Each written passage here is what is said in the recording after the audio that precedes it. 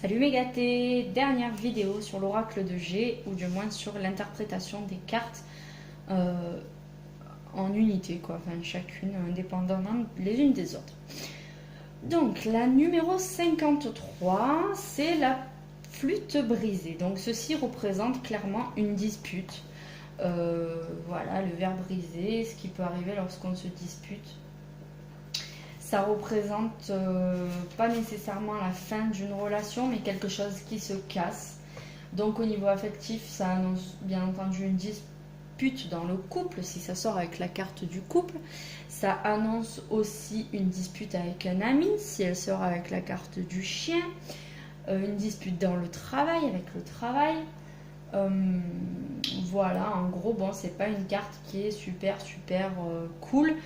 Maintenant, ceci n'annonce pas forcément une rupture au sens, voilà, si vous vous disputez, vous n'allez pas forcément ne plus parler à cette personne.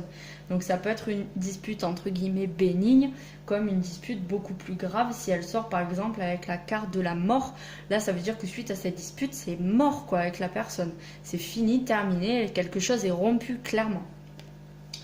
Au niveau professionnel, toujours pareil, donc une dispute avec votre entourage professionnel, un mécontentement au niveau de votre travail. Si elle sort avec la carte du travail ou le contrat, par exemple, le contrat à côté, ça représentera une rupture de contrat.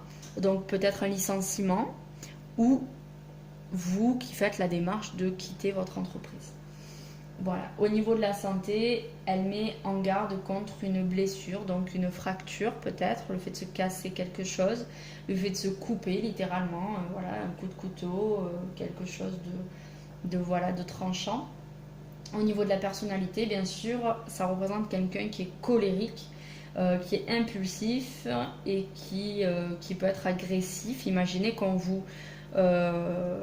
que quelqu'un soit face à vous avec un verre coupé, un tison, voilà, c'est impressionnant. Donc voilà, c'est quelqu'un qui a la rage et qui est en colère. Voilà. Ensuite, la carte 54. Alors la carte 54, c'est la carte de la campagne, du calme. C'est une carte qui représente le fait de vouloir être tranquille. Voilà. Ça, quand au niveau du boulot, vous avez cette carte, ça veut dire que votre boulot est tranquille, plan-plan, il n'y a pas de souci. Si elle sort au niveau du couple, c'est que vous avez une relation paisible. C'est pas une carte folichonne, quoi. C'est pas la joie, c'est pas, voilà, c'est le calme, la tranquillité, la sérénité, un couple sain qui ne connaît pas vraiment de tumulte. Voilà, c'est comme un week-end à la campagne, c'est tranquille. C'est pas, voilà, c'est pas un week-end dans les îles où vous vous éclatez soleil et farniente. C'est pas un week-end au bord de mer où il peut y avoir du vent et de grosses vagues. Voilà, c'est vraiment quelque chose de calme. C'est neutre.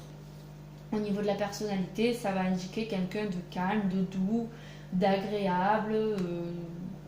Et ça va aussi parler de son côté qui aime la nature, quelqu'un qui peut communier avec son environnement. Donc voilà, c'est une très jolie carte qui évoque, voilà, par contre avec la santé, peut-être le besoin de solitude, de tranquillité, d'évasion, de repos. Donc voilà. La 55, ben comme les autres cartes, toujours avec l'été, le printemps, l'hiver, ben voilà, vous avez l'automne. Donc l'automne, c'est comme d'habitude 3 jours, 3 mois, 3 semaines, 3 ans selon les cartes qui l'accompagnent. Mais ça va bien sûr représenter la saison en tant que telle. Donc ça annonce au niveau du couple par exemple une relation qui s'essouffle, vous voyez, comme l'arbre qui perd ses feuilles. Donc c'est pas terrible, ça signifie qu'il va falloir reprendre les choses en main dans votre couple pour redonner du peps, quoi, passer directement de l'automne au printemps sans passer par la case d'hiver. Donc voilà, c'est l'essoufflement de la situation, donc il va falloir faire attention, réagir. Tout n'est pas trop tard lorsque cette carte sort, c'est le moment pour vous de reprendre les choses en main. Au niveau professionnel, ça peut représenter bien entendu le fait que si vous êtes par exemple indépendant, que vous travaillez à votre propre compte, ben, que vos clients se font de plus en plus rares, que au niveau du boulot vous ayez moins de contrats, que ce soit plus saisonnier, que vous ayez des difficultés, voilà, ça se commence à s'appauvrir. Donc pareil, tout n'est pas fini, il va falloir reprendre en main, démarcher de nouveaux clients, peut-être mettre de nouvelles choses en place pour faire à nouveau fleurir l'arbre sans passer par la case hiver. Donc c'est une carte qui va vraiment vous permettre de vous remettre en question lorsqu'elle sort. Au niveau de la santé, ça annonce une fatigue. Vous voyez, comme l'arbre qui perd ses feuilles, il commence à s'essouffler. C'est surtout, je pense, aux arbres qu'on peut avoir chez nous, aux petites plantes qu'on a chez nous. Vous voyez, si vous les arrosez pas, si vous les entretenez mal, eh ben, elles vont perdre leurs feuilles, alors que pourtant, à cette saison-là, elles devraient être très fleuries. Donc voilà, vous êtes pareil. Si cette carte-là sort au niveau de la santé, c'est qu'il y a un manque de quelque chose. Ça peut annoncer aussi une déficience au niveau vitaminique ou par exemple un manque de fer, etc. Donc voilà, faites un petit bilan sanguin si elle sort au niveau de la santé. Au niveau de la personnalité, bien sûr, c'est quelqu'un qui n'aime pas s'embarrasser des choses inutiles, quoi. C'est une carte assez sympa. Ça peut être aussi bien quelqu'un qui est je m'en foutiste que quelqu'un qui ne prend pas les trucs pour soi, quoi. Je veux dire, il entend, il écoute et il laisse couler. Voilà. Ensuite, nous avons la carte de la pyramide. Alors ça, c'est une très très belle carte. En plus, c'est une pyramide d'or, elle est superbe. Donc au niveau affectif, cela promet une liaison très positive, remplie de joie et de bonheur. Une vie de couple qui sera exaltante, toujours en constante évolution. Vous n'êtes pas encore arrivé au sommet, il y a encore plein de choses à découvrir et tout ça dans l'excellence. C'est une très belle carte. Au niveau professionnel, n'en parlons même pas. Ça veut dire que vous allez avoir une promotion, que votre boulot vous convient, que vous épanouissez, qu'il y a de l'évolution possible dans votre carrière. Donc, tout ça est merveilleux. Si au départ des cartes, dans un tirage pour le professionnel par exemple, vous voyez que votre situation stagne, que c'est pas terrible, qu'il y a des conflits, mais qu'à la suite vous sortez la pyramide, cela veut dire que ça va changer et vous allez évoluer. Donc très très très bonne carte. Au niveau du caractère, ça représente un caractère qui est battant, qui veut toujours avoir le meilleur, qui est épanoui, qui cherche toujours à aller vers le haut, à tirer les autres vers le haut, à se tirer lui-même vers le haut. Très très belle carte. Ensuite, nous avons le lynx. Alors le lynx, ça représente clairement la solitude. Le fait de vouloir se mettre en retrait, se cacher, être solitaire. C'est l'indépendance aussi, donc l'indépendance au niveau du travail, si vous la sortez dans le domaine du boulot. Donc ça va représenter le fait que vous êtes ou que vous vouliez vous mettre en libéral par exemple, ou que vous ayez plus d'indépendance dans votre boulot. Si quelqu'un est toujours derrière vous à chapeauter tout ce que vous faites, eh bien peut-être qu'elle va vous laisser plus d'indépendance, ou que vous avez besoin de plus d'indépendance. Toujours pareil, tout va dépendre des cartes qui l'entourent. Au niveau du couple, cela représente un sentiment de solitude, surtout lorsque cette carte ressort avec le cœur. Vous savez, le cœur en biais avec les pointillés et le point d'interrogation. Ben, quand vous avez ces deux, ça veut dire que vous vous sentez vraiment très seul. Vous posez des questions par rapport à votre vie sentimentale ou à votre vie affective en général, et vous avez l'impression d'être incompris. Voilà. Au niveau de la santé, cela peut représenter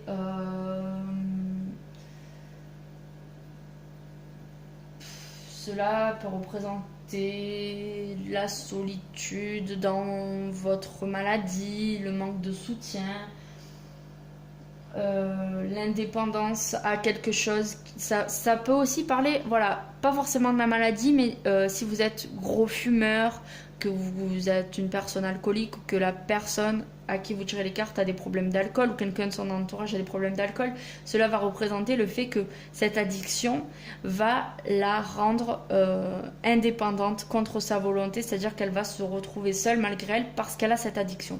Donc voilà, ça va vraiment dépendre des cartes qui l'entourent. Ensuite, la carte que l'on peut penser la moins cool du jeu, et pourtant, donc c'est la croix, pardon, qui représente la mort en général. Donc ceci peut représenter avec un personnage le fait que ce personnage va décéder, bien entendu, mais ceci aussi peut représenter le fait qu'une situation meurt pour laisser place à quelque chose de nouveau. Ceci peut représenter tout simplement la fin d'un cycle. Donc si elle est accompagnée de la coupe, comme je vous disais tout à l'heure, la coupe brisée, ou la justice, ou les papiers officiels tels que le parchemin, cela peut représenter la fin de quelque chose. Alors avec le parchemin et un personnage en général, la mort signifie un héritage ou des papiers à faire concernant le décès de quelqu'un. S'il y a l'argent avec le parchemin, ça représente clairement un héritage, donc quelque chose qui vous est dû par rapport à un décès. Ça peut représenter, comme je vous disais, voilà, la fin d'un cycle. Au niveau du travail, une rupture. Voilà, c'est pas forcément négatif en définitive, parce que si, par exemple, si vous voyez dans le jeu que vous allez, avec la flûte et le travail, vous allez quitter votre job ou que vous allez être viré, la carte de la mort peut signifier voilà, vraiment la fin dans ce job. Vous allez passer à autre chose, clairement, c'est terminé. Si vous sortez après la mort le papillon, cela vraiment représente le fait que le cycle s'achève, mais quelque chose de totalement nouveau et différent va se faire derrière. Donc c'est quand même une assez bonne carte qui va vous permettre peut-être de vous remettre en question. Bien entendu, on n'enlèvera pas le fait que celle-ci représente quand même la mort en général, la mort d'une personne. Donc voilà. Ensuite, nous avons la chauve-souris, pardon. Donc la chauve-souris, clairement, elle représente un abus de confiance. Si c'est au niveau affectif, c'est généralement de la part de votre conjoint ou de quelqu'un que vous aimez beaucoup, vos parents, un frère, une soeur, un enfant. Elle annonce en général la perte d'une amitié, un abus de confiance. Donc en général, quelqu'un qui va vous prendre pour un andouille, quelqu'un qui va essayer de vous voler, et c'est en général quelqu'un de proche, si ça sort avec le couple ou le foyer. Ça peut être aussi dans le travail, donc ça peut représenter quelqu'un votre employeur, qui vous fait faire beaucoup d'heures et qui vous paye pas, qui vous prend un peu pour une vache à lait, qui profite de vous. Donc attention, ceci annonce quelque chose de pas très cool qui peut vous arriver. Sachez aussi que cela peut représenter un vol en tant que tel. Donc si vous avez la carte de la maison qui sort avec la chauve-souris, ceci peut représenter un cambriolage par exemple. Donc attention, faites attention à vous et préservez-vous de votre entourage malveillant, qu'il soit amical, affectif ou professionnel. Voilà. Ensuite, nous allons... D'ailleurs, au niveau du caractère, ça représente clairement quelqu'un qui est peu scrupuleux. Ça peut être un escroc, voilà, quelqu'un dont il faut se méfier. Ensuite, nous avons la carte de la colombe. Donc ça, c'est une carte qui a une signification très basique. En fait, ça représente la sérénité. C'est un peu comme la campagne, c'est le calme, c'est la tranquillité, c'est l'harmonie. Voilà, une très jolie carte. Au niveau du boulot, elle va représenter voilà, la sérénité, le fait que tout coule, comme la colombe qui vole, c'est très beau, c'est très joli, c'est très fluide. Rien à signaler quoi. La colombe étant dans le ciel, elle voit de loin tout ce qui peut se passer. Elle est capable d'éviter les obstacles puisqu'elle est seule dans l'air et elle a toutes les directions autour d'elle pour pouvoir choisir là où elle veut aller et éviter les soucis. Donc voilà, c'est une très très belle carte. Si vous cherchez au niveau de la personnalité, c'est quelqu'un qui est très calme, qui est serein, qui aime l'harmonie et la paix. Voilà, la colombe, ça représente aussi la paix, donc la sérénité dans le couple, dans le travail, au niveau de la santé, voilà, tout va bien. Et la 61e et dernière carte du jeu, qui est le parchemin. Donc le parchemin, ça représente clairement tout ce qui va être lié à la législation. Donc c'est complètement différent de la carte des papiers. Le parchemin, lui, va représenter tout ce qui est officiel, c'est-à-dire un mariage, un pax, un contrat de travail, la signature pour une maison, pour un prêt, un héritage, voilà, tout ce qui va nécessiter un acte signée de la part de quelqu'un de professionnel, c'est-à-dire un employeur, un avocat, un banquier. Voilà. Elle indique clairement le fait que selon le jeu, voilà, ici elle peut représenter un divorce par exemple, ou la rupture d'un contrat. Au niveau du couple, elle peut représenter la signature d'un contrat de mariage ou d'un pax. Elle peut représenter avec la maison l'achat d'une maison ou votre déménagement, la signature d'un bail. Voilà, elle signifie tout ce qui est le droit en quelque sorte. Après, si vous faites les cartes, ça peut aussi représenter le fait que la personne soit elle-même avocate ou travaille dans la justice. Ça peut arriver que vous fassiez les cartes pour quelqu'un qui travaille dans la justice, donc ça peut représenter aussi sa branche de travail, ne l'oubliez pas. Les cartes doivent être toujours prises en tant que telles et peuvent représenter un métier de justice en tant que tel. Donc voilà, rien à dire en particulier sur cette carte qui est à lire en fonction du jeu, donc elle peut être positive ou négative. Au niveau de la justice aussi, elle peut signifier que vous allez faire comment ça s'appelle, signer un procès, voilà, déposer une plainte, ainsi de suite. Voilà, et bien écoutez, j'espère que ça vous aura éclairé un petit peu mes vidéos sur la lecture des cartes. Si vous avez d'autres idées de vidéos concernant l'oracle de G, il n'y a pas de problème, ce sera fait avec plaisir. Voilà, écoutez, j'espère que ça vous aura plu. J'aimerais bien faire des vidéos concernant les tirages en général, mais ça va être difficile de vous associer toutes les cartes, surtout que le même jeu pour une personne, c'est-à-dire que deux cartes qui vont sortir côte à côte, comme ça, ne vont pas signifier la même chose pour moi et pour vous, puisque tout cela dépend de notre situation actuelle. Donc, vous donner une signification de l'association de deux cartes serait complètement stupide, puisqu'au final, tout ça dépend de la situation dans laquelle est la personne à qui l'on tire les cartes, ou dans laquelle nous sommes si nous les tirons à nous-mêmes. Donc voilà, j'essaierai de vous faire quand même quelque chose au niveau de l'interprétation avec des tirages bidons et pour vous montrer comment je fais pour lire et essayer d'associer les cartes. Voilà, je vous fais plein de gros bisous, je vous dis à très vite, n'hésitez pas à vous abonner, je vous ferai d'autres vidéos concernant l'ésotérisme, peut-être sur d'autres façons, sur l'intuition, etc. Voilà, je vous fais des gros bisous et je vous dis à très bientôt.